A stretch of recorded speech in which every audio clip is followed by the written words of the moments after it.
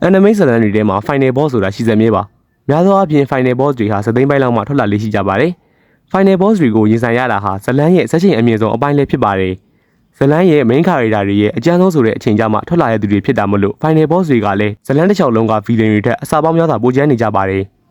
်ဥပမာ Naruto Shippuden ထဲမှာဆိုရင် Final Boss ဖြစ်တဲ့ Kaguya ပေါ်လာတဲ့အချိန်ကြမှာအရှိက Madara တို့ Obito တို့ဆိုတာပါမားလေးတွေဖြစ်သွားတယ်လို့မျိုးပေါ့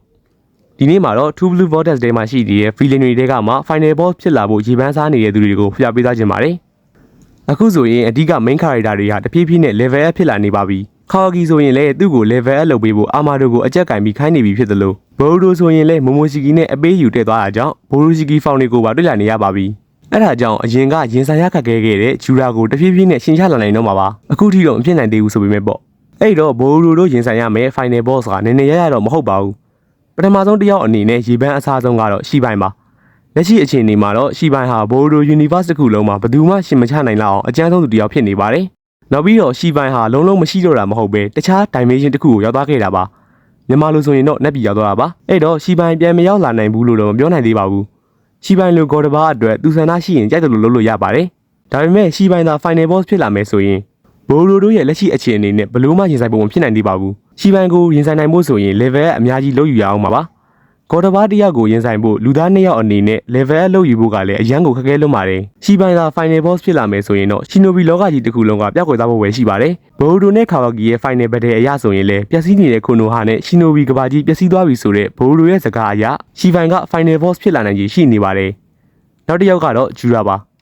ါအခုချိန်မှာတော့ဂျူရာဟာချေးကိုင်းလုံးနေရဆိုပေမဲ့တစ်ချိန်ကျရင်တော့ဘိုရိုတို့ကိုကောင်းကောင်းကြီးဒုက္ခပေးလာနိုင်တော့မှာပါဘိုရိုတို့ရဲ့လက်ရှိအခြေအနေနဲ့ဆိုရင်ဂျူရာကိုမရှင်နိုင်သေးဘူးဆိုပေမဲ့တိတ်မကြတော့တဲ့အနာဂတ်မှာတော့ဂျူရာကိုရှင်လာနိုင်တော့မှာပါအရင်ကကျွန်တော်ပြောခဲ့ဘူးသလိုပဲဂျူရာရဲ့အကျဉ်းဆုံးပုံစံဟာသူ့စီမှာရှင်ဂျူကောင်တွေတကောင်မှမရှိတော့တဲ့အချိန်ဖြစ်လာနိုင်ပါတယ်အခုလက်ရှိရင်ဆိုင်နေရတဲ့မမိုရှီတာမရှိတော့ဘူးဆိုရင်ဂျူရာစီမှာဟီတာရီတယောက်ပဲကျန်တော့မှာပါဂျူရာအနေနဲ့ကလည်းဘိုရိုနဲ့ခါဝါဂီနှစ်ယောက်တည်းကတယောက်ကိုသာဝါမျိုးနိုင်မယ်ဆိုရင်ရှင်ဂျူဖြစ်သွားနိုင်တာမလို့ဘိုရိုတို့သူ့ကိုရှင်ချမလာနိုင်ခင်မှာအစွမ်းကုန်ဝင်တက်နိုင်ခြေရှိပါတယ်သူသိရင်လည်းအချစ်အတိတ်ပဲကိုသိသွားတဲ့အချိန်မှာပေါ့နောက်ထပ်တစ်ယောက်ကတော့ဇလန်းကနေလုံးဝပျောက်နေတဲ့ခုတ်ပါ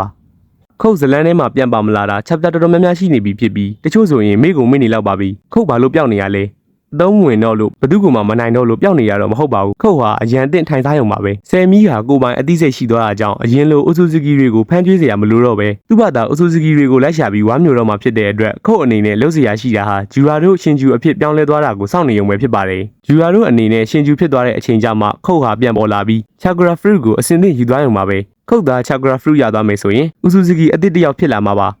အဲ့ဒါကြောင့်ခုတ်ဟာလည်း final boss ဖြစ်လာဖို့ရည်ပန်းစားနေပါတယ်နောက်ဆုံးတစ်ယောက်ကတော့အာမာဒိုပါ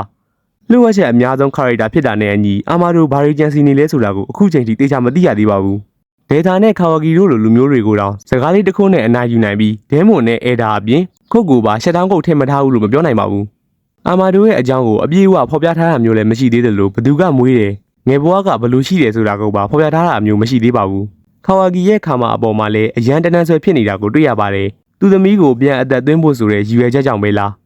းတခြားရောဘာရည်ရွယ်ချက်တွေရှိနေမလဲဆိုတဲ့မိကုန်းတွေနဲ့ပဲပြည့်နေပါတယ်ရှီပိုင်လိုဂေါ်တဘာရဲ့ DNA ကိုပါအရယူနိုင်ခဲ့ပြီးခဘူးလိုတောင်မရှာနိုင်ခဲ့တဲ့ဂျီရိုက်ရရဲ့ DNA ကိုပါအရယူနိုင်ခဲ့တာကိုကြည့်ချင်းအဖြစ်အာမာဒိုကပေါ်တူသီးခါရိုက်တာတခုတော့မဟုတ်ပါဘူးနောက်ပြီးတော့ရှီပိုင်ရဲ့ DNA ကိုဘလို့အရယူထားလဲဆိုတာကိုလည်းရှင်းရှင်းလင်းလင်းဖော်ပြထားတာမရှိပါဘူးအာမာဒိုတည်ရှင်ခဲ့တဲ့လူသားစရုပ်တွေကလည်းတယောက်မှပေါ်တူသီးမဟုတ်နေပါဘူးအာမာဒိုကဘသူလဲရှီပိုင်နဲ့ဘလို့ဆက်ဆက်နေရလဲအာမာဒိုရဲ့အဓိကရည်ရွယ်ချက်ကရောဘာလ